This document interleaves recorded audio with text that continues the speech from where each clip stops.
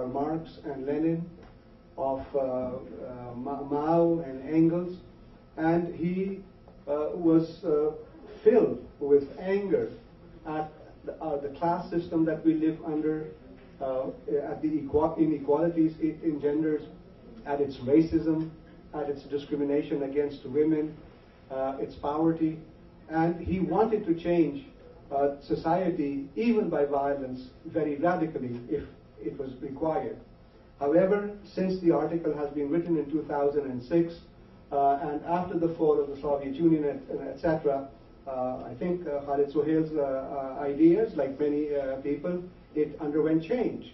And where, as Najib pointed out, Khalid Sohail now proposes some sort of a mix of where the good parts of the capitalist society that we live under should somehow be merged and married to what is good about socialism.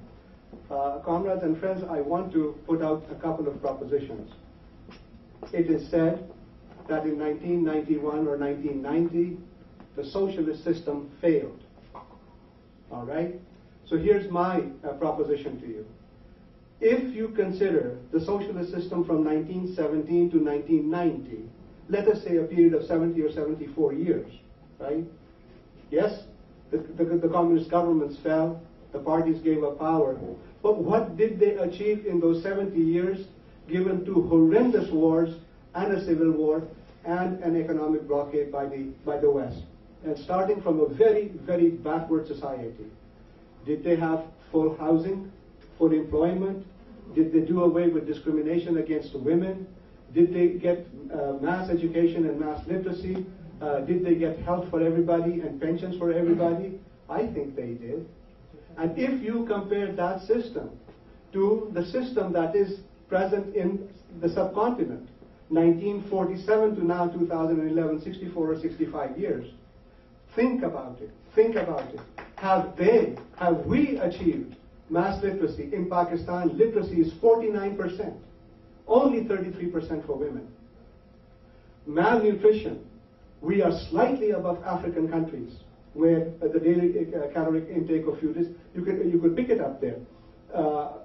Housing, 43% of the urban population of Pakistan lives in slums.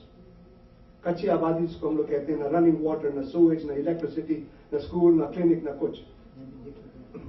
What about health? Nothing, nothing. So if any system has failed, I would submit to you that it is capitalism. In India and Pakistan, they started off at a much, much higher level of development than the Soviet Union or Russia did in 1917.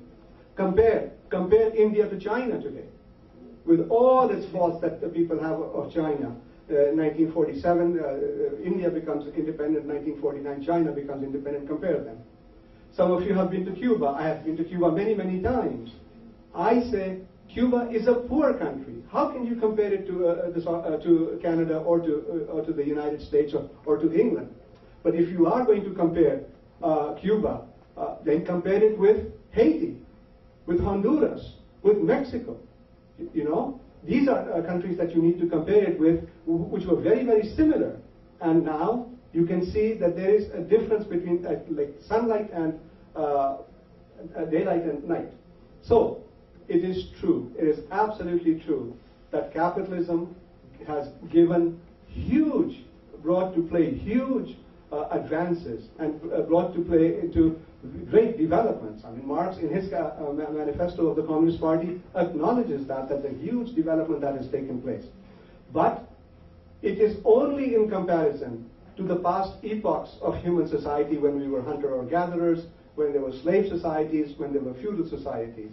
And now it is time. You can see it in Occupy Toronto, you can see it in Greece, you can see it in Pakistan, you can see it here, that this system needs to change. And we and you must change it.